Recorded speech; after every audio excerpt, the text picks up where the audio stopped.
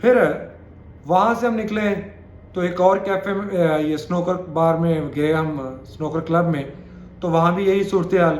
پھر ایک یہ ادھر ہریانہ چوک میں ہے، وہاں پہ وزٹ کیا، وہاں بھی یہی حالات تھے. اور ریناؤنڈ کالجز کے، ریناؤنڈ اسکولوں کے، کچھ گورنمنٹ اسکولوں کے تھے، کچھ گورنمنٹ کالجز کے تھے، کچھ پرائیویٹ کے تھے. تو میرا یہ کہنے کا مطلب ہے کہ ان چیزوں کو دیکھیں، کہیں ایسا نہ ہو کہ آپ کا بچہ آپ کے ہاتھ سے نکل جائے اور تباہی کے دھانے تک پہنچ جائے، اور آپ بڑی سکون کی جو ہے وہ سوچ رکھے ہوں کہ میں تو خرچے پورے کر رہا ہوں.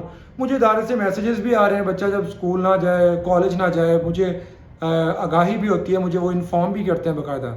اور کچھ تو پیرنٹس کے ایسے ایسے عجیب و غریب میں نے ایٹیچیوڈ دیکھے ہیں کہ وہ جب اداروں میں جائیں یا پیرنٹ ٹیچر میٹنگ مختلف ادارے کرتے ہیں تو وہ وہاں کہتے ہیں this is a duty of this institution, یہ اس ادارے کی ذمہ داری کہ میرے بچے کا خیال رکھیں. ایسا نہیں ہوتا، اور ایسا ممکن بھی نہیں جب تک ٹرائکا، والدین، وہ طالب علم اور ٹیچرز، یہ تینوں کے درمیان ایسوسیشن نہیں ہوگی، اسٹرانگ بانڈنگ نہیں ہوگی، تب تک کامیابی نہیں ہو سکتی.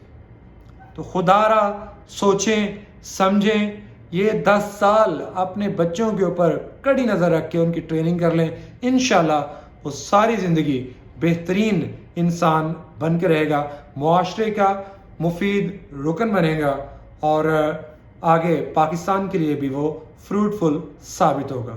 یہ تباہی کا دور اس وقت چل رہا ہے، نشے کا جو کاروبار ہے، ڈرگ جو نوجوان ہیں وہ بڑے شوق سے لے رہے ہیں، تو ہمیں اپنی اس نوجوان نسل کو بچانا ہے، ہمیں ان کا پورا خیال رکھنا ہے تاکہ ہم ان کو ان کی جسمانی صحت کے حوالے سے ایکٹیو اور ہیلدی دیکھ سکیں.